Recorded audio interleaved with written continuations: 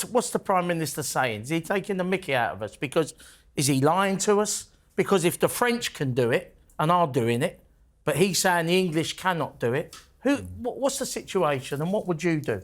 Hello, this is Never Mind the Ballots, the politics show that everyone's talking about, with me, Harry Cole, and my team from The Sun.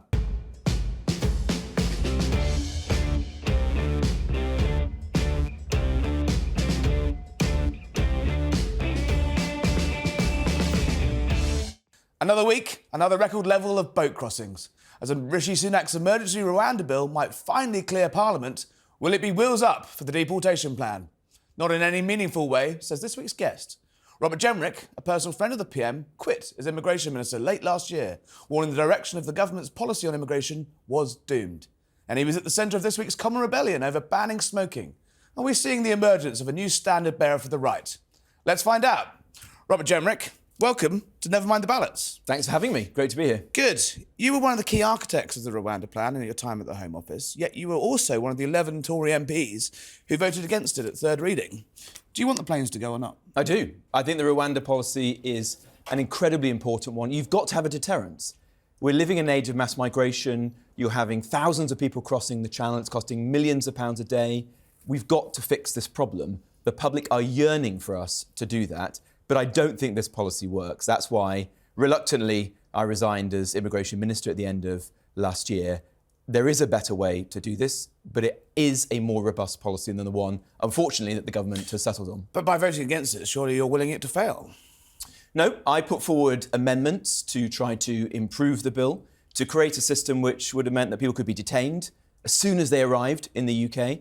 They would be processed in hours and days, not weeks and months, and then they would be removed to Rwanda. The government chose not to accept those amendments and has proceeded with its bill.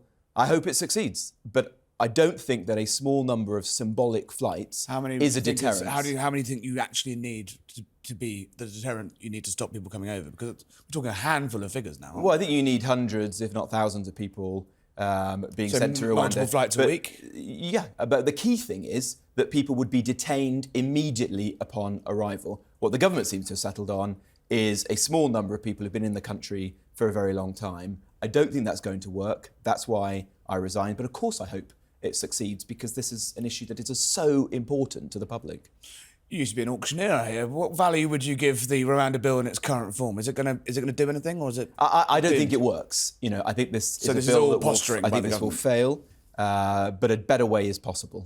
Did you work with Labour to try and defeat the government on the amendments on that? No. So you don't think they're up? You know, they weren't up for strengthening the bill in any way, or no, of being course, difficult to the government. Look, whatever disagreements I may have with the Prime Minister on this issue, what the Labour Party would do is abandon the Rwanda policy, even if it is working and having the deterrent effect. That is what Keir Starmer himself has said. So what we can be certain of is if there was a Labour government, this policy would be far worse. Keir Starmer actually wants to go to Europe and negotiate a migration deal with them, like the pact that the EU have just signed. That would mean us taking tens of thousands of illegal migrants into this country and make this problem infinitely worse. There are critics of the Rwanda bill who are trying to change it like you did, amend it in the laws. We're stuck in ping-pong at the moment. It might get royal assent this weekend. This week it might not.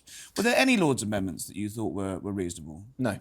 Not even the one to allow Afghan veterans to come to this country and stay in this country and not be deported to Rwanda, people who served with us? Well, I have great sympathy and respect for people who served our country in Afghanistan, but I want them to come to the UK via formal, orderly routes that we have ourselves set up. I don't want to encourage anyone to get into a small boat at the behest of human traffickers and people smugglers. That's wrong, it's dangerous, and we shouldn't be encouraging it. So, I read this week, and my jaw was on the floor when I read it, that the government are going to hand over another £50 million cheque to Rwanda the moment the bill gets royal assent. Is that something you recognise? Well, look, this is a costly scheme. And it's massively costly, £1.8 million per head at this rate. Well, I think you've got to put it into the context of what this problem is causing the British public. We're currently spending several £1 million a day on hotel accommodation for the illegal migrants. The total cost of managing illegal migration in the UK is in the billions. And the point that I've tried to make is this isn't a passing phase. We're living in an age of mass migration. There are tens of millions of people on the move. This is going to define the 21st century. And so you have to get a grip on it. And that will cost some money, but you're investing to save and to protect the British public from the dangers. Because what I have viewed this as is a national security emergency. I don't want to see people coming into this country who we know nothing about, who pose a risk to the British public. We know that Rishi Sunak was a vocal critic internally of the Rwanda project. Was he committed? Do you believe he's committed to it, or is he just? Why is he not listening to you? Well, I think he cares about this issue, but obviously he wasn't prepared to do the things that I wanted. That's why. Why was he so reticent, do you think? Well, I think he views this as important, but not as important an issue as people like myself do.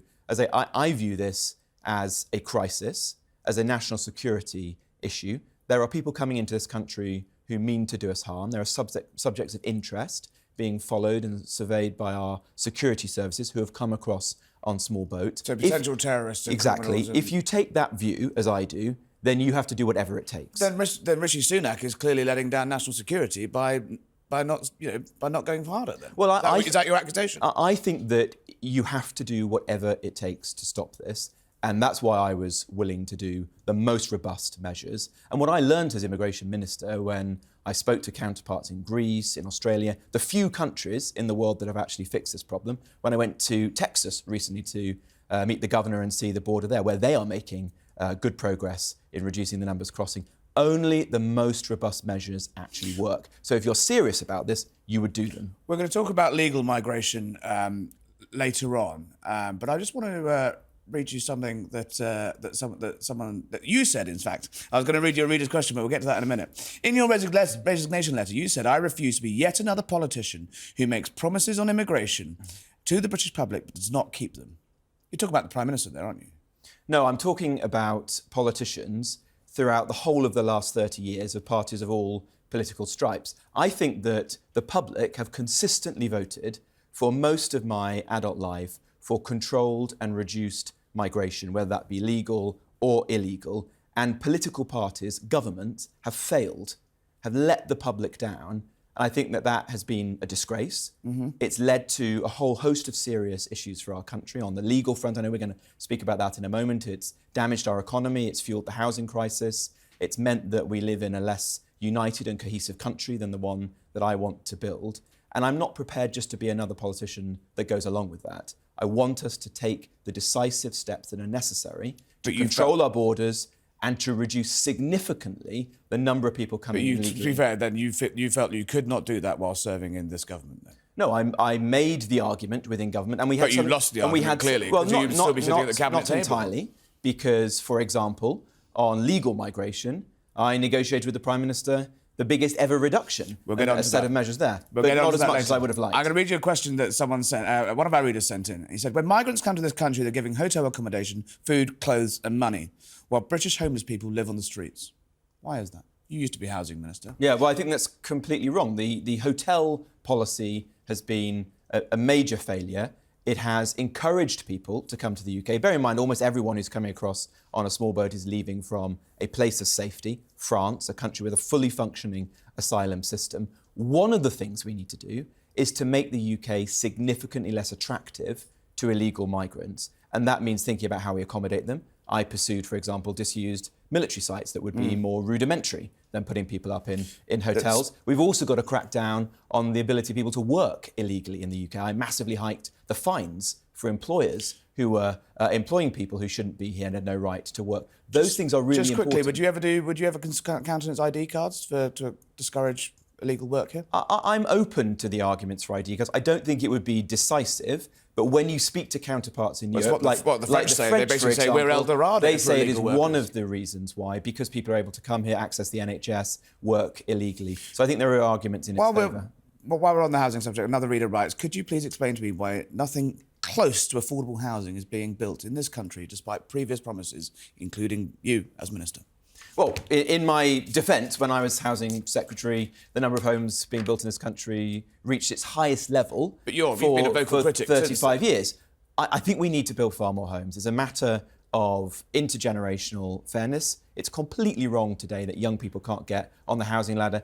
it is ultimately about supply. We've got to build more homes, and that means taking forward the kind of planning Boris Johnson reforms hired you with the quotes, "You're not a NIMBY, Robert." How do you square the circle there? The Tory party is full of NIMBYs, and the Labour Party, I suspect, will also be full of NIMBYs once they find themselves in government with lots of constituencies it looks like they're going to win. Well, look, how do you square the circle of building versus local complaints? I think the decision not to proceed with the planning reforms that Boris and I created will be remembered as one of the biggest missed opportunities of this Parliament. It was an opportunity to massively increase GDP, create thousands of jobs, build homes to help young people and those who are homeless and vulnerable onto the housing ladder, and to fix one of the big challenges facing our country. Why be in politics if not to take on the big challenges, whether that be housing or migration? That's always my approach as a minister.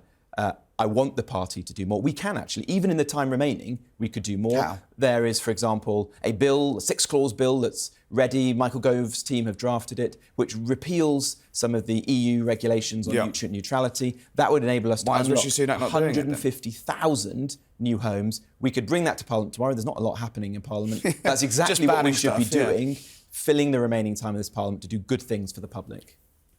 All right, it's getting a bit heavy. We're going to do some quick-fire questions because these are our readers' favourites. I'm going to go here. What you were once nicknamed, this is a reader's question, Robert Jenrick. By you? I don't think it was. I don't think it was by me. I think it was one of your colleagues, personally. By colleagues. What's distinct about Robert Jenrick now? That was 10 years ago.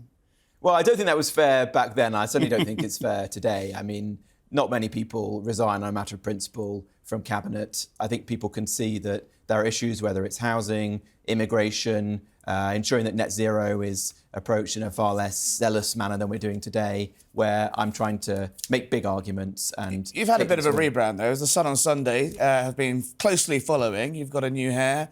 You're looking a bit trimmer. You're looking a bit sharper. Are you? What's the glow up about? It turns out if you eat less and do more exercise, you Very lose good weight. advice. Very good advice. Ever done illegal drugs? No. Never? No. Ever? Do you regret backing Remain? I do. Ooh. I would vote to leave the EU if I had the choice today. And why? A number of things, but particularly on migration. Very quick wise. I think the things I've seen on migration lead me to the view that we are in a far better place as a country, having complete control over our borders. Yes. I think we with should. a referendum? I don't think we should have a referendum. I think we do need a mandate, and that's why I would leave and I would put it in our manifesto at the next general election. I think the ECHR was born of noble intentions after the Second World War, when we had defeated fascism, and the authors of it, like Winston Churchill, were trying to ensure that we never went back to that period. But Winston Churchill would be aghast at what had happened to the ECHR today. It's been contorted and stretched beyond all recognition by activist judges, and we now need to change that. Yes or no? Would you take your family on holiday to Rwanda? Yes. I've been on holiday to Rwanda. In fact, Doesn't sound like much of a deterrent. In fact, I went to Rwanda with Suella Braverman 20 years ago. When two of us worked there, doing a legal charity there. It's a great country. I have complete confidence that it's a safe country. It's one of the most dynamic countries in Africa today. Trump or Biden? Trump, without doubt. Ooh. Did you really paint over a mural of Mickey Mouse in an immigration detention centre? It did happen. It wasn't exactly like that. What I wanted to ensure, and I still believe this is right, is that not children, but adults, if you break into our country, then that should be treated with all due seriousness. That's a crime. Those places should be places of law enforcement. But of course, we should treat children. Do you regret the... Yes, I don't want to treat children in anything other than a compassionate and fair manner. I was and remain very concerned about the number of adults coming into our country illegally who pose as children. Remember, most of the people passing through those places when I was there were 17-year-old Albanians, and that is a threat to children, not something that we should be looking after. All right, let's move on a little bit. Best Tory leader. Who would be the best Tory leader, Penny, Suella or Kemi? Oh, you can't ask me to answer that one. We have a leader in Rishi Sunak, and I. Are you hope still he pals with succeeds. Rishi Sunak? You used to be close friends, didn't you? Yeah, no, I still have great respect for Rishi. We're still friends. We still speak occasionally, and I want him to succeed. What I want to happen now is the Conservative Tory's Party going to win the next election? Well, of course I want the Conservative Are they Party going to win, win. Look, the polls are very difficult. The best thing that the party can do to narrow the polls is to take on the issue of immigration and persuade those Reform voters, the 2019 voters, who I know very well from my constituency up in North Nottinghamshire, to come back to us. And the route to that is to have a much stronger and clearer message on immigration. Is Rishi Sunak saving his job until the election? Yes. You wouldn't count as taking part in any coup against him? But I'm not involved in that. I want him. You wrote in the Daily succeed. Telegraph alongside the famous YouGov poll from the Conservative Britain Alliance. Who are they? I've no idea. You have may no know. idea who the you may know Conservative better Britain Alliance. than, You have no than I idea do. who paid for that poll. No. Have you spoken to anyone in the so-called Conservative Britain Alliance? I don't know who this organisation is, but Very suspicious. the So you're not going to do any move against the Prime Minister before the next election? no. I want the Prime Minister to. You put a letter succeed. into Graham Brady? No, I want the Prime Minister to succeed. I don't think actually this issue is about personalities. It's actually about ideas. What I am trying to do, from the backbenches, having resigned from the government, is to put forward ideas, particularly on issues like housing, like net zero, like defence. But all of your ideas seem to be something like a bit of a pitch to be the leader of the right? Well, they have common threads through them. Would you like to lead the Those are Tory things party that I one day? believe in. And, Would you like to lead the party one day, then? well, there isn't a vacancy If today. there was a vacancy after the next the election. contribution, Harry, I think I can make right now is putting forward ideas, because ultimately it's ideas that will close the gap. It's ideas that will persuade people to vote Conservative in the next general election. And what I think the public feel But today realistically, is the that there Tories is are a gonna get- dearth of ideas in the Conservative Party, and that we need to be answering the big challenges facing the country, and that's what I'm trying to do. In all likelihood, the Tories are going to get tonking in the next election. There would be a vacancy then. Would you throw your hat in? Well, I've said in the past that I wouldn't rule that out, but that is Would you be a good that's leader? many steps ahead in the future. I think we'll call that not a denial. One of the key tenets of leadership is defence of the realm. A lot of your Tory colleagues think that Rishi Sunak has basically turned a blind eye to defence spending. He won't raise it. Are you one of those people that would like to see defence spending raised immediately? Yes, I am. Where to? 3%? Well, I think we 2.5%? should get at least to 2.5% as soon as possible. And I think the medium term, it should be 3%. But it's very easy to say that we want to increase defence spending. You've got to say where that money is going to come from. I don't want to see taxes rise anymore. And so there are hard choices. And So you're gonna what cut spending. I've said is that I would divert money from our international aid budget to our defence budget. Isn't half the international aid budget already going on migrant hotels, though? So Well, if the Prime Minister had followed my advice, then that wouldn't be happening. But at least a third of our international aid budget today is being spent on economic development projects around the world, which I think are of dubious utility. And if you're faced with hard choices, I would rather the UK fulfilled its role in the world by defence rather than by international aid. And if we did that, if the Prime Minister took up that policy tomorrow, we would be able to get to our 2.5%, and that would be a big step forwards. we're living in an incredibly dangerous world, though. We have the rise of the CRINCs, China, Russia, Iran, North Korea, which I like that acronym. It feels to me like there's a sort of reality of the government, the Prime Minister is in, and then you've got every single former Defence Minister, Armed Forces Minister, former General, former Spook, all saying the exact opposite. Surely there's a sort of a disconnect, like you describe in immigration, that this Prime Minister and this administration aren't listening to the problems and sort of have their heads in the sand. What are you going to do to persuade the government in the short time it might have left to wake up? Well, I think on defence spending, as I say, there is a path to increase it. But do you think Rishi Sunak has the took forward appetite that- to tear up the international aid budget when he's got Lord Cameron and Andrew Mitchell breathing down Well, his these are neck? hard choices. To govern is to choose. But you and, seem- and you if seem you're to faced be- with a difficult choice, I think protecting our national security, investing in defence is more important today than our international aid budget. And that is a route for the Prime Minister now, before the general election, to announce an increase in defence spending. And you're right to say we're living in a dangerous world. Our adversaries are on the move, and whether that's Russia, China or Iran, we should be putting in place preparations because people will judge us in years to come. In 10 years' time, China might have the largest military in the world. Russia is rearming and re-equipping faster than many people predicted. Now is the moment for us to be taking these difficult decisions and preparing the country for the future. Some of your colleagues have made the comparison with the failure to rearm in the 1930s. Do you think it's that stark? Well, I do think we are in a period which is pre-war, as others like the Defence Secretary have said, and people will look back on the decisions that are made now and in the next Parliament, and that's why we've got to do this. But as I said, it's easy to say you're going to put more money into defence. You've got to come up with answers as to how you do that, and I've put forward a proposal. It feels like you have lots of ideas, but a man frustrated by not being listened to. Is that fair? No, I'm proud of the things I've done in government. It's been a privilege to serve in many different government departments, but what I think I can do now, having left the government, is put forward these ideas and try to persuade both the government and the public. And on some of these big issues for the future, like the ECHR and Britain's place within that, I think I have a part to play in campaigning, persuading, leading the conversation.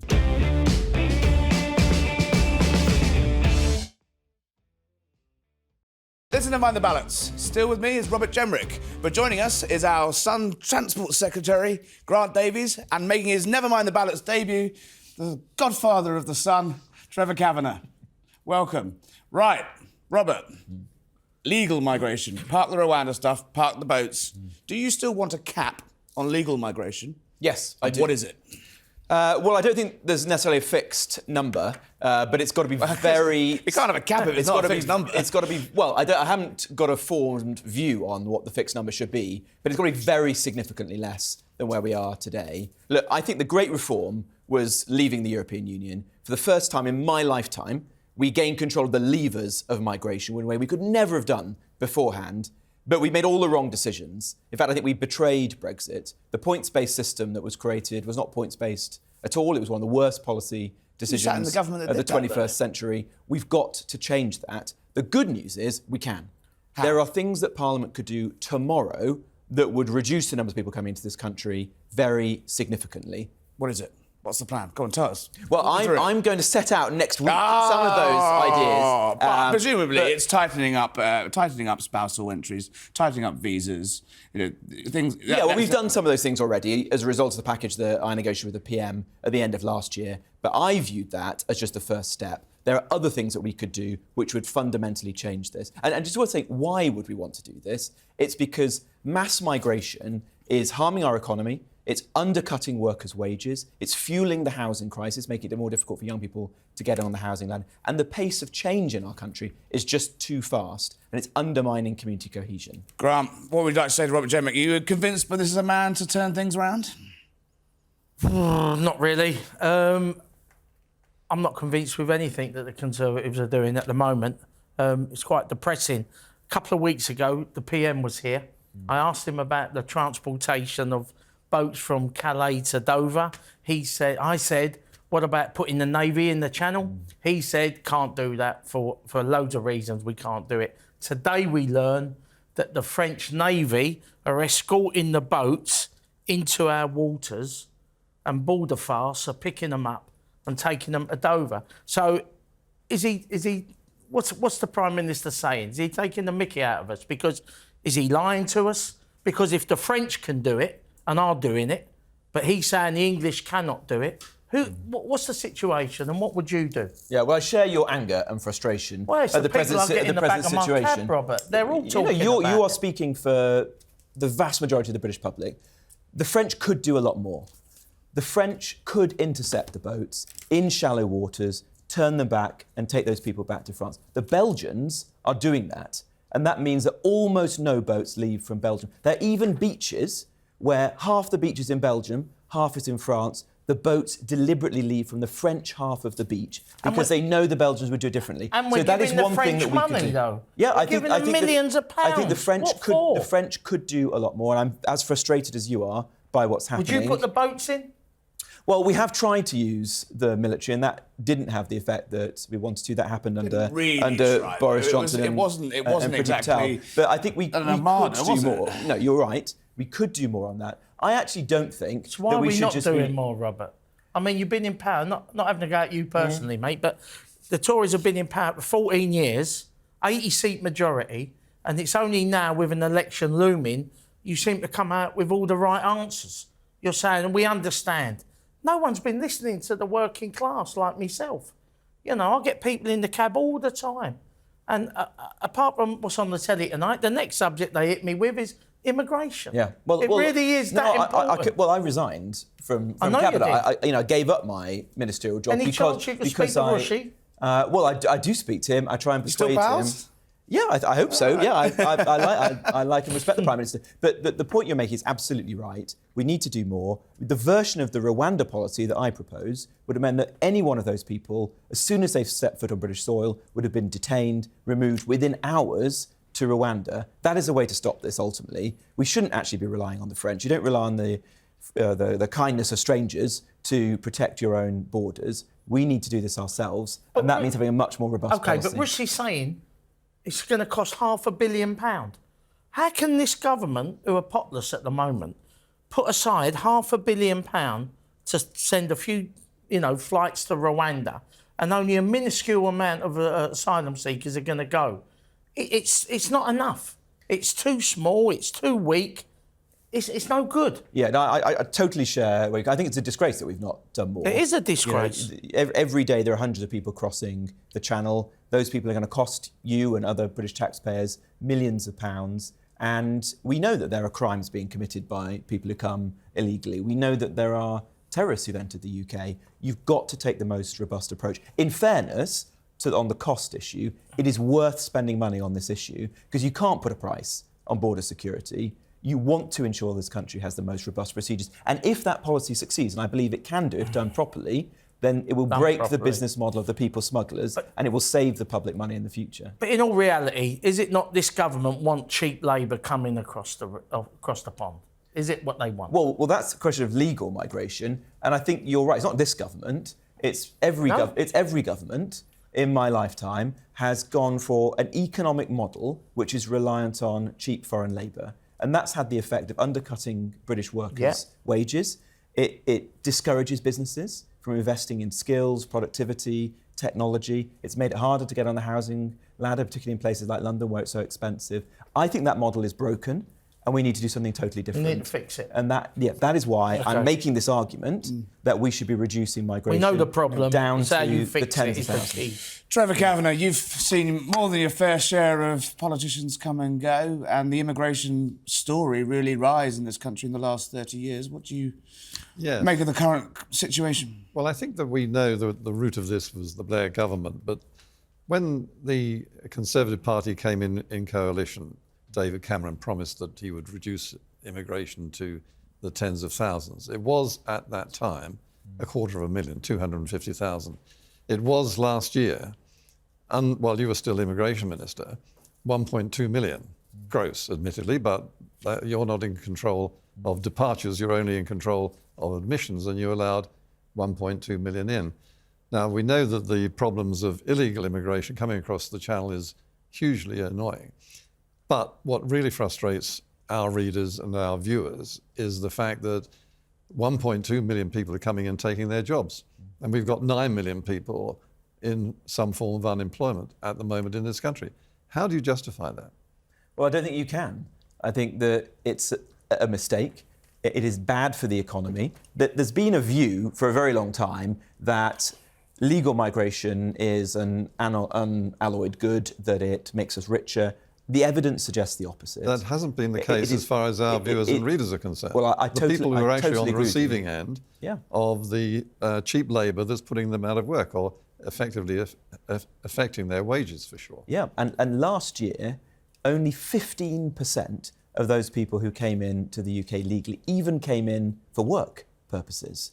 And of that 15%, far too many were coming in to do low-skilled work, which is low wage, undercuts British workers' wages. So it doesn't really matter what they're doing. It's the numbers that are coming, and they mostly stay, and the fact that we are doing nothing whatsoever to accommodate them or provide the social and welfare services, the NHS, the education, etc., that they require in their very vast numbers, the equivalent of various numbers of cities being accommodated via Britain, without the housing for it.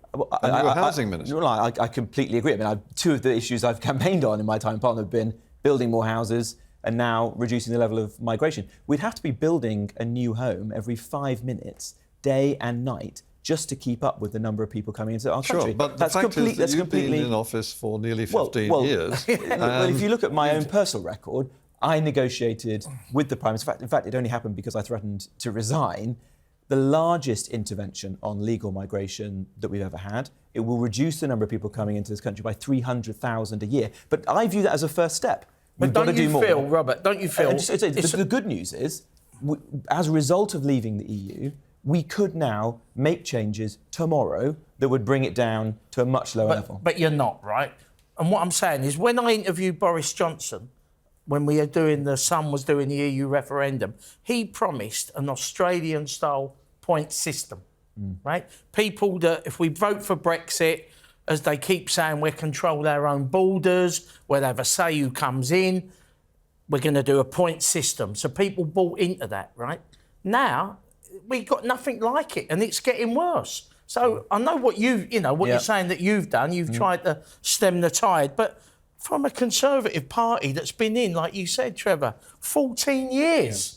They've done nothing. It's Robert, worse. Yeah. We're coming to the end of our time, but from everything you've said to us today and to me, you can't possibly conclude that the last 14 years of Tory government has been a success on these matters, can you? You can't. You've got to admit that it's been a failure. I think on immigration, we have failed to deliver on the promise that we made to the British public. We do have time in the remaining months, and I appreciate that people will doubt our credibility and sincerity, but we have time. We have time to make further changes. But will the Prime Minister do it? Well, I hope so. Next week, I'm going to be publishing a report which hands the Prime Minister and the government some of the answers to this question. And in the remaining months before the general election, we could do that, which would go some way, I think, to saying to the public, we genuinely care about this issue. If he doesn't do it, how can you, in good conscience, continue to support him? Well, I hope he will do it. And obviously, members of the public also have to see what the alternative is. And in our system, the alternative to a Conservative government, and there are obviously Conservatives who care passionately about this issue, I think I'm one of them, the alternative would be a Labour government, which I think would be a disaster on this issue. You've got Keir Starmer, who campaigned for the leadership of the Labour Party for free movement, who would go into a European migration pact with the EU. I mean, if the Tories lose the next election, surely you accept that they are the ones to blame for that then? Well, I think we have to share some responsibility, obviously, because we've been in power. But we have done the great reform, which is leaving the European Union, giving us control of the levers. Let's use them now to control migration. Robert Jenrick, thank you for joining us. Come back soon when you are ready to give Rishi Sunak another update on his immigration policies. Grant, thank you. Trevor, brilliant.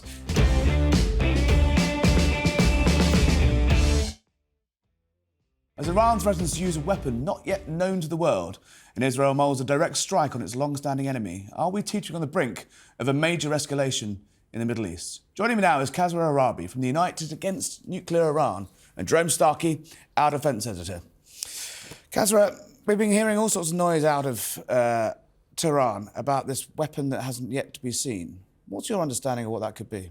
Well, I think it's important to state that the regime in Iran now is doing absolutely everything in its capability, spreading propaganda to effectively cause a rupture between the US and Israel. So by conducting the attack, direct attack on Israel, now this attack was more symbolic than meaningful. So it was pretty punchy though, right? For propaganda purposes, for example, though, the IRGC, the Islamic Revolutionary Guard, called the paramilitary organisation of the regime, gave advance notice to the Israelis. The Israelis were very well aware that this attack was happening. They were even tracking the drones as they were coming over, just as they'd left the Iranian borders. But as well as using this attack for propaganda purposes, the regime in Iran is testing the boundaries and pushing the boundaries of the red lines further and further. Now, we've got to this stage partly and largely because the US, the current US administration, Biden administration, has gone out of its way to tell Tehran that it does not seek to impose direct consequences on the IRGC in Iran, even though, by the way, the IRGC has been escalating on all fronts since October 7th, which includes more than 170 proxy attacks on US forces in Syria, including killing 3 US soldiers. So what the regime in Iran is testing now, it knows Israel will retaliate, and Israel has to retaliate. But it's testing the US support for that retaliation. And if it sees weakness in that support, it will use the next 10 months as the best opportunity to escalate on all fronts, not only against Israel, including weaponising its nuclear So in your programme. view, this is no time for Biden to blink? It's no time. Biden must stand firm and firmly support You can Israel's see retaliation. why Tehran have got this impression, though. Their oil exports are up 3.4 million barrels a day, mostly going to China. That's been allowed to happen while supposedly being the most sanctioned country in the world. You've had this administration in the White House releasing billions of pounds directly to Tehran. Absolutely. Joe Biden's been asleep at the wheel, hasn't he? The policy has been a complete failure. The biggest indicator, in my view, and the most lost opportunity for the Biden administration was when, in 2022, the Iranian people came out en masse against the regime, were explicitly calling for regime change. Joe Biden said that he would support the protesters. Instead, he opted for a deal with the Ayatollah. And on the anniversary... how can the Iranian people trust Joe Biden now? Well, they have a very negative perception of the Biden administration. And that itself, Biden's failure to impose consequences on the regime in Iran, has shaped the IRGC's calculus. It quite literally believes it can get away with murder without facing any consequences. That's a huge failure of American foreign policy, then. Absolutely. And Is it time for a bit of maximist approach from Trump back? well, going back to what I just said, the regime in Iran is now testing Biden's support for Israel. If they see weakness in that support, there's 10 months left to a potential new US administration taking office. If they see weakness, they will use the next 10 months to escalate on all fronts, including, let's not forget, the same drones that were being fired on Israel are the same drones that are being fired on Ukrainian civilians. So they will escalate on all fronts, not just against Israel, against the US, against Ukraine, as well as IRGC terrorism in Europe, which we've seen just a few weeks ago. A UK-based Iranian journalist, Puriya Zerati, who, by the way, happens to be my best friend, was stabbed, and that was a state-backed... In London. In London. In London, and that was an Islamic Republic of Iran-backed attack. The key thing here as well is weaponisation for the nuclear programme, and there is a lot of chatter in Tehran amongst the Supreme Leaders Circle, as well as IRGC Command, and they're openly discussing this, which is a major shift, that maybe the next 10 months is the best opportunity for us to weaponise before a potential Trump administration takes office.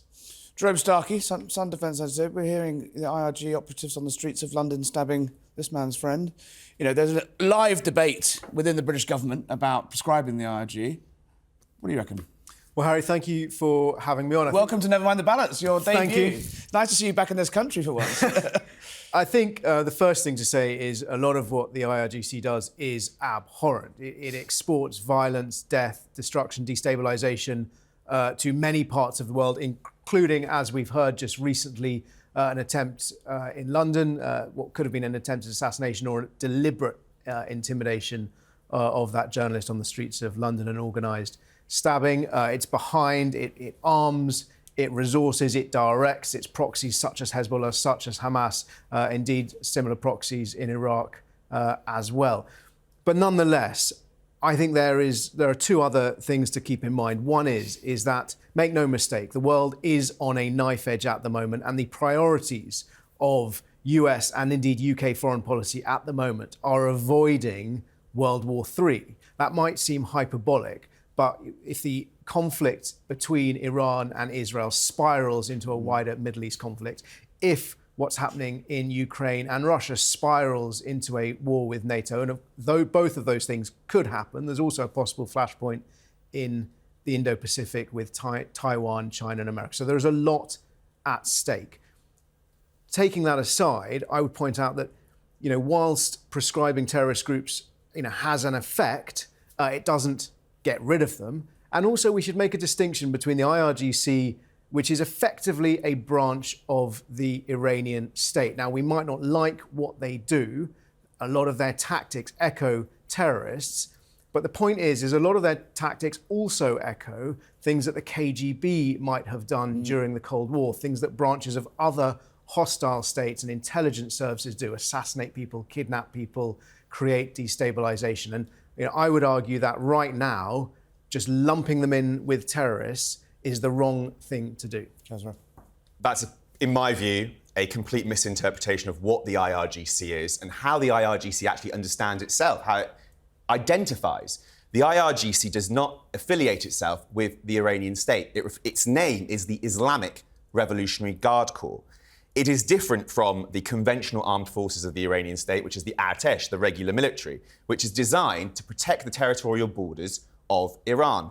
The IRGC is an ideological paramilitary organisation, not just an armed force, by the paramilitary organisation, with a mission, as per the Constitution of the Islamic Republic of Iran, to spread, with an ideological mission in God's path, in jihad in God's path, to spread Sharia across the world. The IRGC is not only... Look at the IRGC, the way it operates. It operates no differently to the likes of prescribed UK groups like ISIS and Al-Qaeda. It has a formal programme of indoctrination that radicalises its recruits and their families in a violent Islamist extremist ideology that openly calls for jihad against Jews, Christians and Zoroastrians, and not only the execution of Iranians who oppose the regime, but their torture. Look at the IRGC's modus operandi. The IRGC doesn't operate like a conventional armed force. Its modus operandi is terrorism, hostage-taking, militancy. As well as that, and this is why prescription is important, not only is the IRGC conducting direct terror plots on British soil, but it is nurturing Islamist extremism, it is nurturing homegrown IRGC Islamist radicalisation, homegrown terrorism in the United Kingdom. And the current sanctions regime on the Revolutionary Guard does not prohibit those activities. Whereas with ISIS and Al-Qaeda, prescribed terrorist organisations, they are...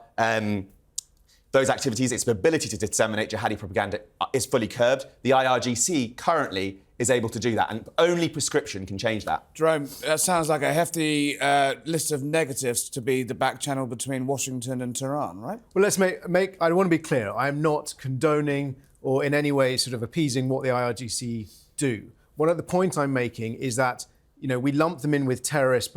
That is, we're using a mechanism. It is the godfather of terrorism. It created Hezbollah. It has created the Fatimiyun, the Zainabiyun. These are armed, violent Islamist extremist groups. So if Hezbollah is on the British list of terror organisations, why would you not prescribe its godfather, its founder, its creator, its biggest supporter, militarily, ideologically, in terms of finance? All those efforts to curb Hezbollah's activities are undercut so long as its godfather is able to operate. During the Cold War, we know that Russian intelligence services did many of exactly the same things. They had this ideological indoctrination was part of how they operated. It was communist ideology rather than the Islamist ideology, but nonetheless, they were ideologically driven organizations that carried out murder, subversion, and attacks around the world. They used proxies, much as the IRGC uses its proxies. You know, they fought proxy wars across the world.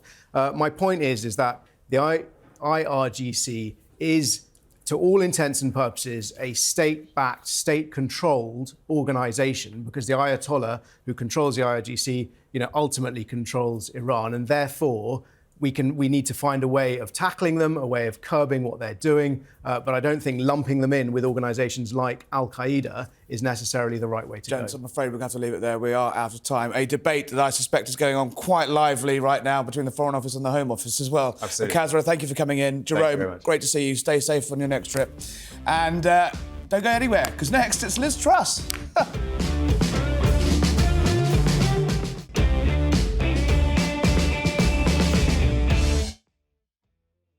Now it's that time of week for the weather, the political weather that is, with our Sun on Sunday's very own Kate Ferguson. How's it looking out there, Kate? Thanks, Harry. Yes, hello and welcome everybody to the political weather. It's that time of week again where I take the temperature of things in Westminster. Storms have been battering Downing Street recently, but there is finally a glimmer of sunshine ahead. The Rwanda bill, the PM's flagship plan to deport illegal migrants, is expected to finally pass Parliament tonight. It's been bogged down in parliamentary rows for months, with Labour MPs, bishops and peers all trying to torpedo the bill. But now it looks like it could finally pass, and Number 10 are hoping to get those flights off to Rwanda within weeks. Could this finally turn the tide for Rishi Sunak? If he gets a flight off the ground, then I'm told he could even call an early summer election. One government insider tells me, whereas a world in which you get the Rwanda bill through, a flight goes off the ground and you think, right, let's go. So the stakes are certainly high. But with war in the Middle East erupting, the PM is facing a growing storm here in the UK over defence spending. Many of his own cabinet ministers are demanding he hikes spending to 2.5% of GDP this year and puts the promise to hit 3% in the Tory manifesto. One distinctly frosty senior minister told me that Rishi is like an ostrich with his head in the sand and just doesn't get how desperate these things are. Dark clouds have been hanging over Rishi Sunak's premiership for months, and behind the scenes, well, the race to replace him as Tory leader is quietly swinging into action. So, are winds of change coming? I hear that Defence Secretary Grant Shapps invited Tory MPs to his ministerial office on Monday night for drinks. MPs chatted about the state of the party and country as Team Shapps served up glasses of Prosecco and bottles of Peroni. Grant has had so many of these drinks bashes in recent months that they've even got a nickname, Schnapps with Shapps. Now, Grant's team are playing down the event, but Shapps is widely expected to run for Tory leadership again, whenever the contest may be. So, are these drinks bashes the first sign that winds of change are coming? Or are they just all hot air? And finally, as always, let's look in at the opinion polls. And this latest YouGov survey has Labour still well ahead on 45 points. The Tories are lagging behind on 19, and Reform are coming up on the outside at 15 points. Worryingly for number 10, Reform are still ahead with Leave voters. So there is still quite a lot in number 10 to feel gloomy about.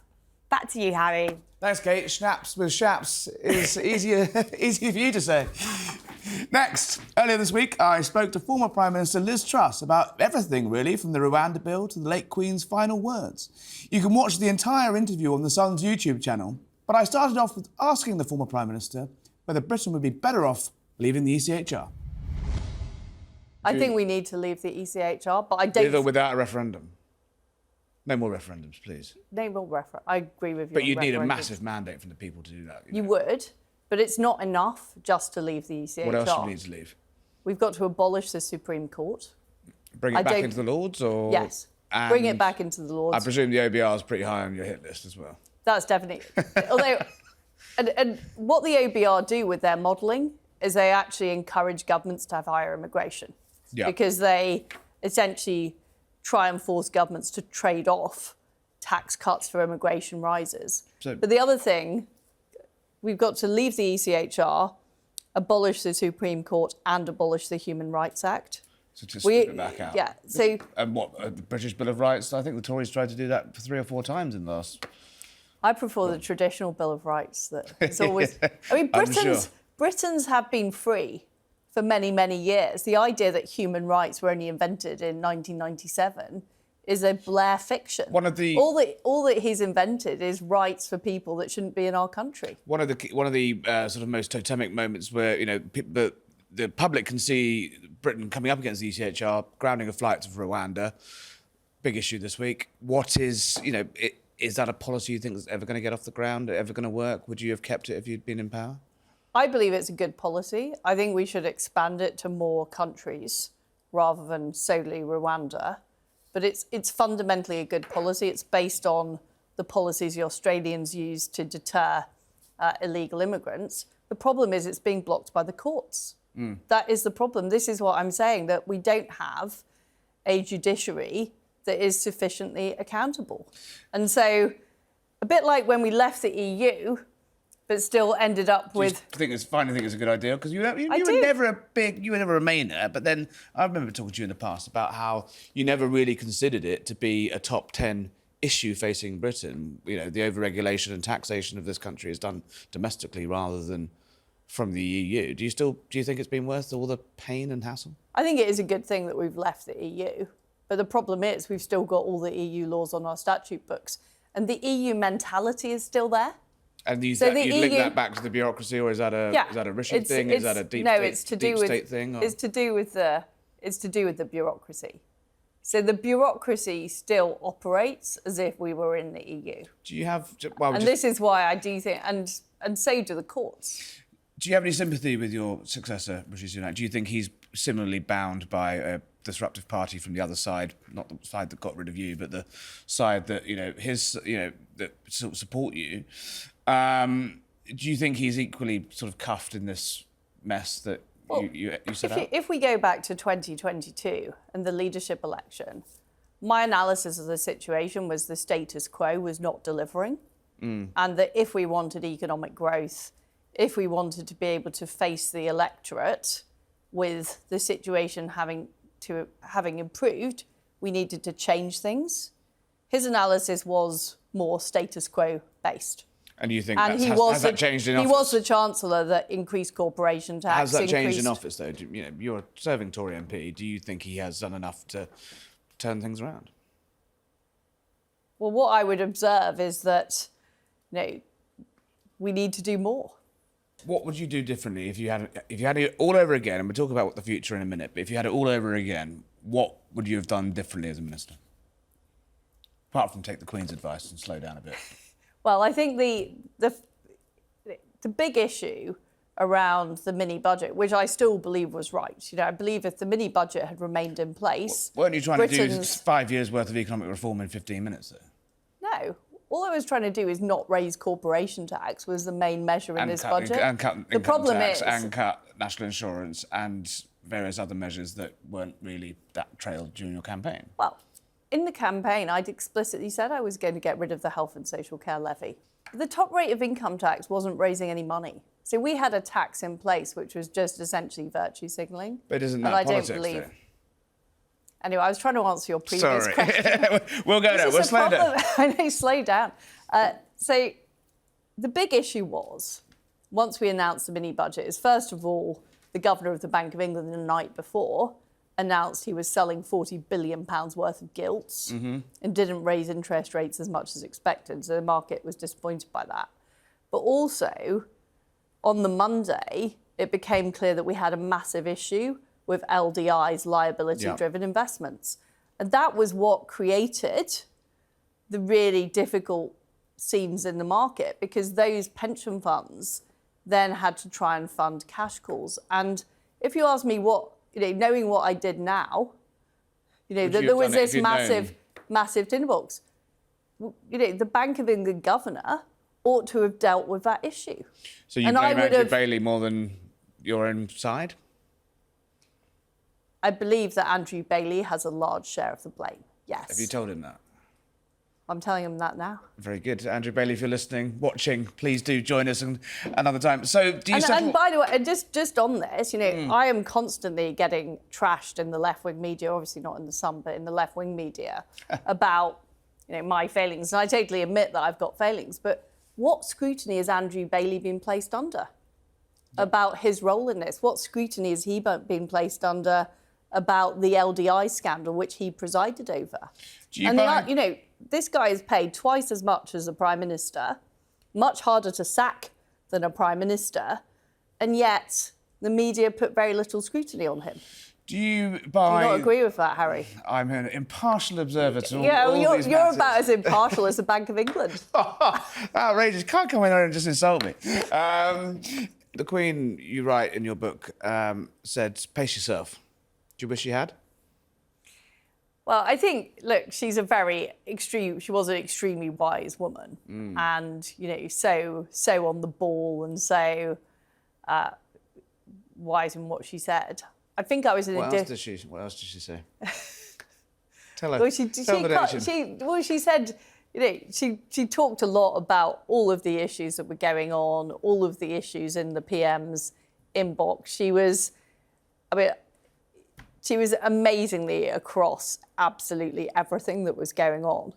And I was just, when our meeting ended and she said, I'll see you again next week, I absolutely thought that would happen. And I was so shocked by what happened over the next moment of national crisis, essentially, that no one really had been through it as an adult in this country, really in living memory for a vast part of the country. Do you not think that moment of upheaval would have been better to take some time to reflect on that rather than chucking a few grenades around? It was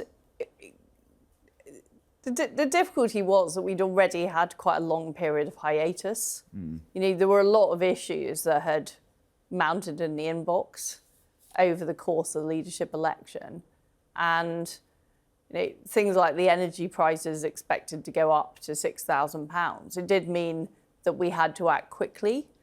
And my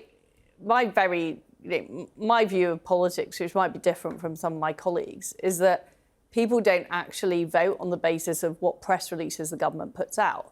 They vote on the basis of what my energy bill is. Do I feel my life's getting better?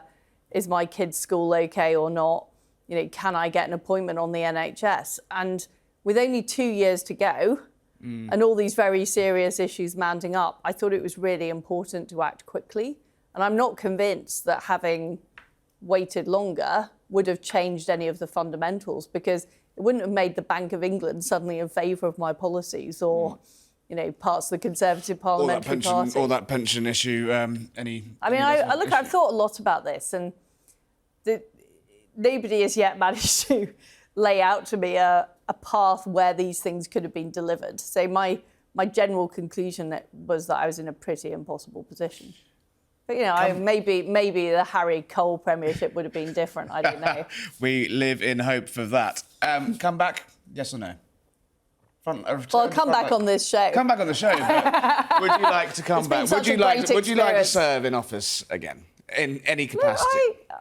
I don't really want to commit to anything at this stage. What I'm focused on is talking about.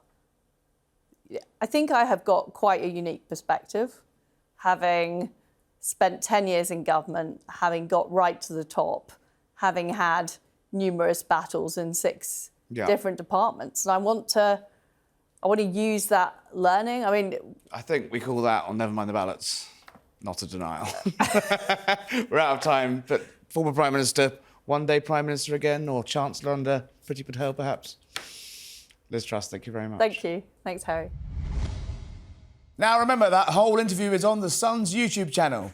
So thank you to my guests this week. Thank you to readers who sent in questions. And thanks for watching.